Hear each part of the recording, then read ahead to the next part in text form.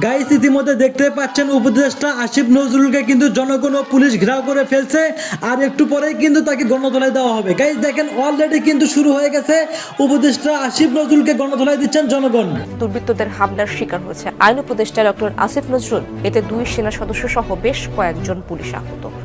রাতে নগরীর হাজারি গলি এলাকায় হয় এই ঘটনা। প্রেস বিজ্ঞপ্তিতে সেনাবাহিনী জানিয়েছে তাকে উদ্ধারে গেলে আইন শৃঙ্খলা বাহিনীর ওপর ইট পাটকেল নিক্ষেপ করে দুর্বৃত্তরা, অ্যাসিডও ছোড়ে তারা। পরে সেনাবাহিনীর অতিরিক্ত সদস্য গিয়ে পরিস্থিতি নিয়ন্ত্রণে আনে। আটক করা হয় 6 জনকে। পিলখানা হত্যাকাণ্ডের ঘটনায় কারাবন্দী বিডিআর সদস্যদের নিরপরাধ বলে দাবি করেছে ঢাকা জেলা বিডিআর কল্যাণ পরিষদ। আইন উপদেষ্টাকে পদত্যাগ করতে হবে উল্লেখ করে বক্তারা আরও বলেন, বিডিআর বিদ্রোহের ঘটনায় তদন্ত কমিশনকে স্বচ্ছতার সঙ্গে কাজ করতে হবে। উপদেষ্টা আসিফ নজরুলকে গণধোলাই এমন একটি ভিডিও বর্তমান সোশ্যাল মিডিয়াতে ভাইরাল হয়ে ছড়িয়ে পড়েছে। এটা কি আসলেই সত্যি নাকি গুজব, তা না থাকতেছে আজকের ভিডিওতে বিস্তারিত। আসিফ নজরুল 7 মাসে এখন পর্যন্ত এই বিডিআর এর যে নিরীহ জওয়ানগুলো যারা সব সত্য কথা সত্য সাক্ষী দিয়েছিল তাদেরকে আসামি বানিয়ে শেখ হাসিনা জেলখানায় রেখেছে, তাদেরকে এখনো আসিফ নজরুল জেলখানায় রাখে। তাদেরকে জেলখানায় রাখার জন্য আসিফ নজরুল যত ধরনের ষড়যন্ত্র আছে সবকিছুই করে। উপদেষ্টা আসিফ নজরুলকে গণধোলাই এমন একটি নিউজ বর্তমান বাংলাদেশের সোশ্যাল মিডিয়াতে ভাইরাল হয়ে ছড়িয়ে পড়ছে। তো বন্ধুরা, এটা কতটুকু সত্য কতটুকু মিথ্যা, এইবার এই বিষয় নিয়ে খুবই গুরুত্বপূর্ণ তথ্য দিয়েছেন ইলিয়াস। বন্ধুরা চলুন ভিডিওতে আজকে আর বেশি কথা বলবো না, সরাসরি আজকে আমরা ইলিয়াসের কাছে যাব আর তার কাছ থেকে আজকে আমরা শুনবো তিনি এই উপদেষ্টা আসিফ নজরুলকে নিয়ে কি বক্তব্য দিলেন। আসিফ নজরুল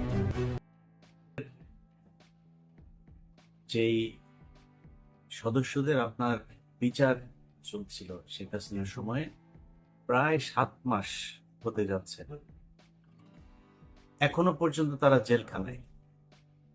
আমরা এই বিডিআর নিয়ে অনেক কথা শুনেছি যে এটা ভারত এসে করিয়েছে, যেসব যারা খুন করেছিল তাদেরকে সরিয়ে দেওয়া হয়েছে, সাদা গাড়িতে করে কালো অ্যাম্বুলেন্সে করে নানান কথাবার্তা শুনেছি না আমরা।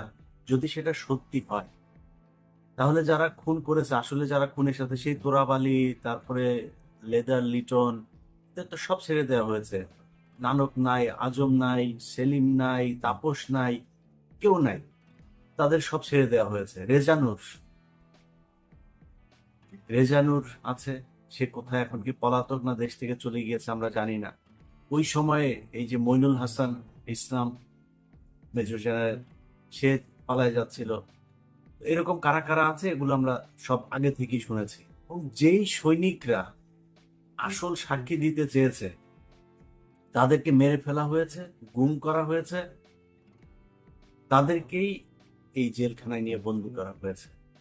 যারা খুন করতে চেয়েছে, যারা খুনের সাথে জড়িত ছিল, তাদের তো সরকার বহু আগেই ভারত পাঠিয়েছে, মেরে ফেলেছে, পালিয়ে যেতে সুযোগ দিয়েছে। নানান ইতিহাস আমরা গত 15 বছর ধরেই শুনছি, এগুলো তো জানা, এটা নতুন করে উদ্ঘাটন করার কিছু তো নাই। আসিফ নজরুল 7 মাসে এখন পর্যন্ত এই বিডিআর এর যে নিরীহ জওয়ানগুলো যারা সব সত্য কথা সত্য সাক্ষী দিয়েছিল তাদেরকে আসামি বানিয়ে শেখ হাসিনা জেলখানায় রেখেছে, তাদেরকে এখনো আসিফ নজরুল জেলখানায় রাখে। তাদেরকে জেলখানায় রাখার জন্য আসিফ নজরুল যত ধরনের ষড়যন্ত্র আছে সবকিছুই করছে। আমরা সেই 5 তারিখের পরের এই পর্যন্ত মোট 4টা শুনানি হলো। 4 শুনানিতে সবশেষ জানুয়ারির 8 তারিখে আমরা মনে করেছিলাম 9 তারিখে কিছু একটা হবে, অন্তত কয়েকজনকে ছাড়বে। দেখেন আসিফ নজরুল এই মানে ইন্ডিয়ান রয়ের এই সদস্য কত বড় খারাপ, কত অসভ্য, ওইভাবে পারে নাই। প্রথমবার বলেছে পিপি নিয়োগ হয় নাই, তারপরে বলেছে পিপির প্রস্তুতি নেয় নাই, তারপরে পিপি পুরো রায়ের কপি সব পড়তে পারে নাই। এবার কি বলবে, কিছু তো একটা বলতে হবে।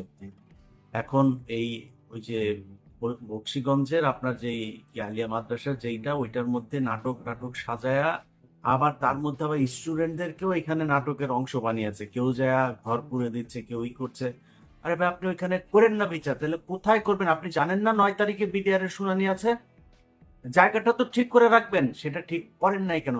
একদিন আগে থেকে বিডিআর এর পরিবাররা দেশের বিভিন্ন জায়গা থেকে গরিব মানুষ এখানে এই শহীদ মিনারে এসে শুয়েছিল, কেউ যাইতে পারে নাই।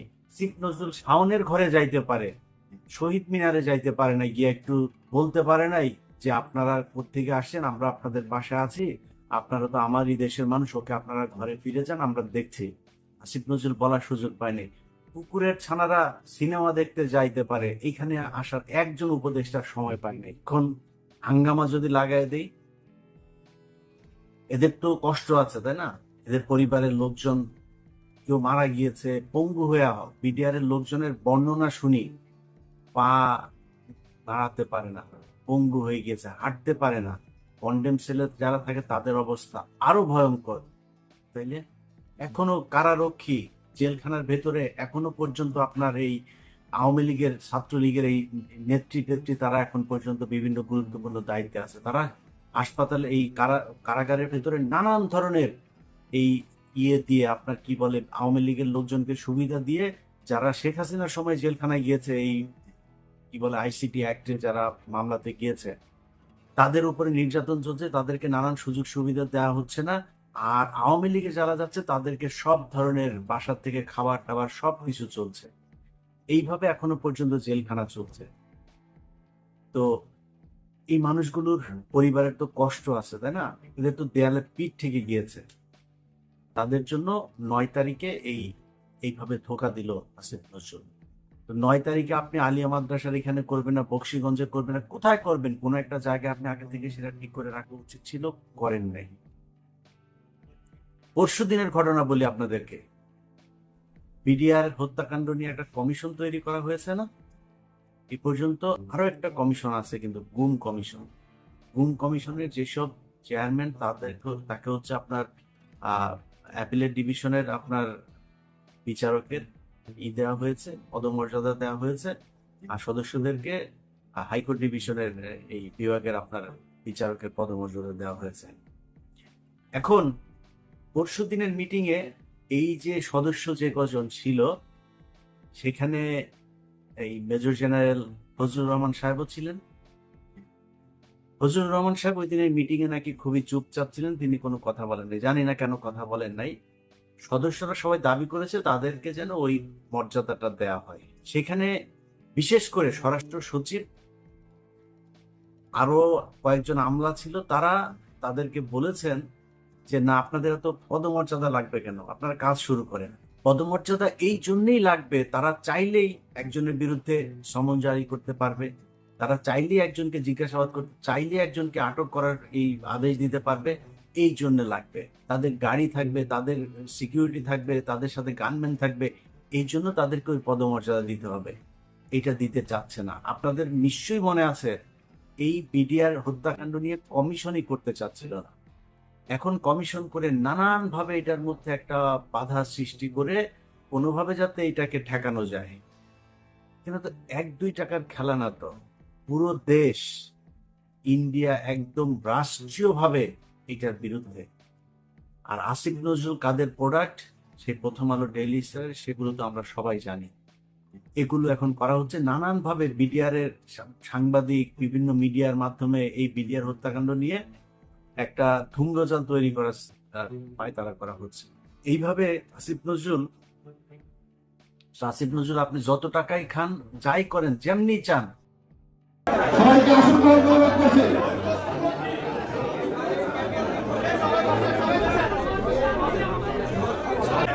যত ইচ্ছা চিল্লাচিল্লি করেন, আমার কথাটা শুনেন ভাই, এটা তো থামান না।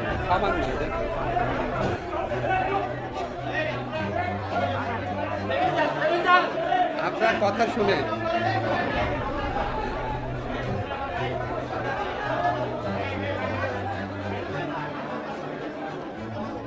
আপনারা আমার কথা শোনেন, আমি বুঝতে পেরেছি। ধন্যবাদ প্রিয় দর্শকবৃন্দু, আমাদের ফুল ভিডিওটি দেখার জন্য আপনাকে জানাই অসংখ্য ধন্যবাদ। তো বন্ধুরা, এতক্ষণ আপনারা যে ভিডিও ফুটেজগুলো দেখলেন, এই ভিডিও ফুটেজ নিয়ে কি বক্তব্য এবং ইলিয়াসের কথা শুনে আপনাদের কি মন্তব্য, অবশ্যই কমেন্ট বক্সে কমেন্ট করতে ভুলবেন না। আর হ্যাঁ, এমন নিত্য নতুন আপডেট খবর সবার আগে পেতে চাইলে অবশ্যই আমাদের এই পিচ্চি সাকিব ইউটিউব চ্যানেলটি সাবস্ক্রাইব করবেন। ধন্যবাদ।